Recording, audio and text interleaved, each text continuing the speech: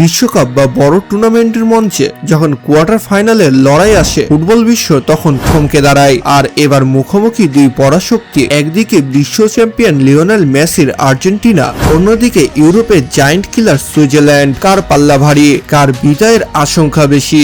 আর সবচেয়ে বড় প্রশ্ন, মেসি কি পারবেন আরো একবার জাদুকরী পারফরমেন্স দিয়ে একাই আর্জেন্টিনাকে সেমিফাইনালে নিয়ে যেতে? জি হ্যাঁ বন্ধুরা, দুইটি দলের শক্তি, দুর্বলতা, ট্যাকটিক্যাল অ্যানালাইসিস নিয়ে আজকের এই ভিডিও। তাই যারা আর্জেন্টিনার ফ্যান রয়েছেন তাদের এই ভিডিওটি দেখে হয়তো একটু কষ্ট লাগতে পারে, তাই আগে বলে দিলাম আর্জেন্টিনা এবার হারবে, এইরকম কথা প্রতিবারই শোনা যায় এবং ম্যাচের হাফ টাইম পর্যন্ত তাদের খেলাটা অন্যরকম থাকে, কিন্তু হাফ টাইমের পরে তাদের মধ্যে কি চলে আসে তারা নিজেও জানে না। জি হ্যাঁ বন্ধুরা, আমরা আর্জেন্টিনারই কথা বলছি।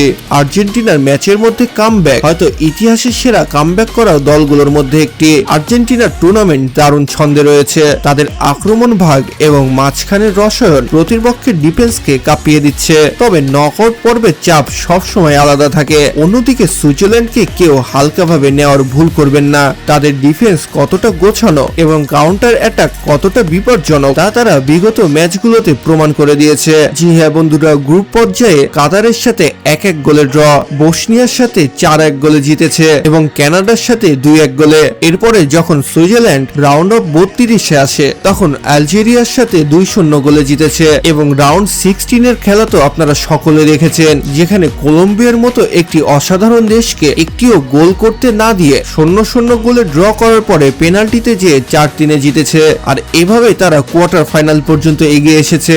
আর তারা যে শুধুমাত্র এইবারই কোয়ার্টার ফাইনাল পর্যন্ত এসেছে তাও কিন্তু নয়, তারা 1934, 38 এবং 54 সালেও কোয়ার্টার ফাইনাল খেলেছে। এছাড়াও Switzerland FIFA world cup qualify করেছে 13 বার এবং ফিফা ওয়ার্ল্ড কাপ হোস্ট করেছে 1954 সালে একবার। মানে তাদের নিচের দেশের মাটিতেই তারা একবার কোয়ার্টার ফাইনাল পর্যন্ত খেলেছে। তো এবারও কি তাদেরকে কোয়ার্টার ফাইনাল থেকেই বাড়ি যেতে হবে, নাকি বিশ্বসেরা টিম আর্জেন্টিনাকে হারিয়ে তারা এবার প্রথমবারের মতো সেমিফাইনালে উঠতে চলেছে? তাহলে এবার আসা যাক মূল প্রশ্নতে, কার জেতার সম্ভাবনা বেশি আর কার বিদায়ের আশঙ্কা সবচেয়ে বেশি? যদি আমরা আর্জেন্টিনার প্লাস পয়েন্টের কথা বলি, আর্জেন্টিনার সব থেকে বড় শক্তি তাদের আক্রমণ ভাগ। জি হ্যাঁ বন্ধুরা, আক্রমণ ভাগের বৈচিত্র্য অবশ্যই লিওনেল মেসি। পাসিং ফুটবল এবং পজিশন ধরে রেখে খেলার ধরনের দিক দিয়ে আর্জেন্টিনা অনেক এগিয়ে। স্কোয়াডের গভীরতা এবং বেঞ্চের শক্তিও আর্জেন্টিনার পক্ষেই কথা বলছে। আর্জেন্টিনা যদি কোনো কারণে শুরুতে গোল খেয়ে বসে তবে সুইজারল্যান্ডের রক্ষণাত্মক দেওয়াল ভাঙা তাদের জন্য অনেক কঠিন হয়ে পড়বে। সুইজারল্যান্ডের ফিজিক্যাল ফুটবল এবং হাই প্রেসিং গেম আর্জেন্টিনার মিডফিল্ডকে চাপে ফেলতে পারে। যদিও আর্জেন্টিনা যে কয়টি ম্যাচ খেলে আসলো সবগুলোই ডিফেন্সিভ টিম ছিল, তাদের ডিফেন্স অসাধারণ ছিল। কেপ ভার্দে থেকে শুরু করে মোহাম্মদ সালার ইজিপ্ট, সবগুলো টিমই আর্জেন্টিনার সাথে খুব ভালো ডিফেন্সিভ করে খেলেছে। আর আর্জেন্টিনা কোনো অংশে তাদের ডিফেন্সিভ ভাঙতে ব্যর্থ হয়নি। সুতরাং এবারও বলা যায় যে সুইজারল্যান্ড যদি ডিফেন্সিভ করে খেলে আর্জেন্টিনা তাদেরও ডিফেন্সিভ ভেঙে ফেলবে।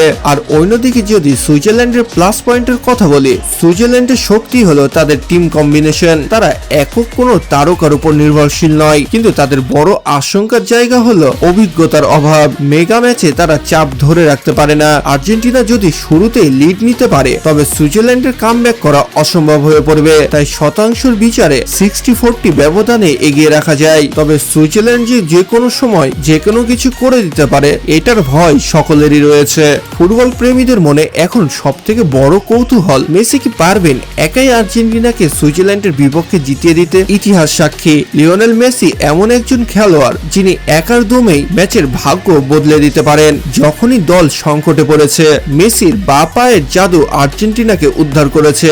সুইজারল্যান্ডের ডিফেন্স মেসিকে আটকাতে বিশেষ ম্যান মার্কিং করবে এটা তো নিশ্চিত। তবে আধুনিক ফুটবলে কোনো দলই একজন খেলোয়াড়ের উপরে নির্ভরশীল থাকে না, আর না একজন প্লেয়ারের উপর নির্ভরশীল হয়ে টুর্নামেন্ট জিততে পারে। মেসিকে জেতাতে হলে জুলিয়ান অ্যালভারেজ, লাউতারো মার্টিনেজ কিংবা রদ্রিগো ডি পলের মতো সতীর্থদের সমানতালে পারফর্ম করতে হবে। মেসি হয়তো সেই সুযোগটা তৈরি করে দিবেন, কিন্তু ফিনিশিং বা ডিফেন্স ধরে রাখার দায়িত্ব পুরো দলের। তাই বলা যায় মেসির মূল চালিকা শক্তি হলো তার লিডিংশিপ। মেসি সম্পূর্ণ মাঠকে কন্ট্রোল করে। আপনারা ভালোভাবে খেলা দেখলে বুঝতে পারবেন যে সে মাঠের মধ্যে বেশিরভাগ সময় হাঁটে, কিন্তু তার হাঁটার পেছনে তো অবশ্যই কিছু কারণ রয়েছে। কারণ একটি প্লেয়ার যদি হাঁটে তাহলে অপোনেন্ট টিমের প্লেয়ারগুলো একটু সুযোগ পেয়ে যায়। যায়, কিন্তু মানুষ শুধু মনে করে মেসি হেঁটে তার রিকভারি নিচ্ছে, যেন সে আরো ভালোভাবে খেলতে পারে। হয়তো মেসি হাঁপিয়ে গেছে, এরকম অনেকের মনে অনেক কথা ঘুরে, কিন্তু আসল কথা এটা যে সে যখন হাঁটে তার ব্রেনটা আরো ভালোভাবে কাজ করে। সে মনকে স্থির রেখে আশেপাশের সব ডিফেন্সকে তার চোখে সাজিয়ে নেয়। এমনকি আপনারা দেখতে পাবেন সে হাত দিয়ে ইশারা করে তার টিমমেটকে বুঝিয়ে দেয় কাকে বল দিতে হবে, আর এভাবে সে যতক্ষণ মাঠে থাকে ততক্ষণ পুরো ম্যাচটাকে কন্ট্রোল করে। সাপোজ ধরেন একটি কোচ খেলা সব থেকে বেশি ভালো বুঝে, আর স্ক্যালোনি যেখানে লিওনেল মেসিরই বন্ধু, তারা একসাথে বিভিন্ন ইন্টারন্যাশনাল ম্যাচ খেলেছে।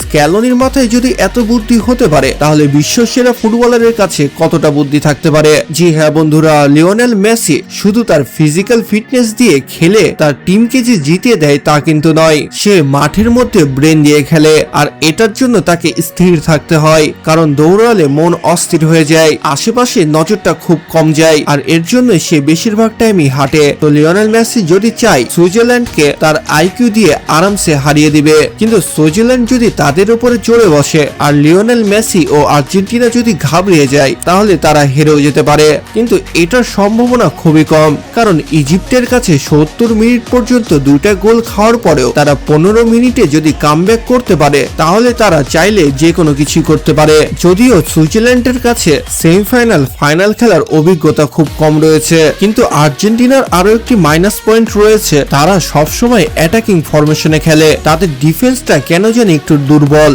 খারাপ টিমের কাছেও গোল খেয়ে যায়। তারা সবসময় অ্যাটাকিং ফরমেশনে থাকার কারণে ডিফেন্সরাও অনেক সময় উপরে উঠে যায়, এবং যখনই কাউন্টার খায় ডিফেন্সটা নিচে নেমে আসতে পারে না, তখনই হুটহাট গোল খেয়ে যায়। আর এটাই আর্জেন্টিনার সব থেকে বেশি মাইনাস পয়েন্ট। তাদের সাথে ডিফেন্সিভ করে খেলে হঠাৎ করে একটি অ্যাটাক দিলেই তারা গোল খেয়ে যায়। কিন্তু আর্জেন্টিনা বনাম সুইজারল্যান্ডের গেমে মেইন খেলাটা হবে মাঝমাঠের, কে কত ভালোভাবে বল বানিয়ে দিতে পারে, এটার উপরেই ডিপেন্ড করবে সম্পূর্ণ ম্যাচটা।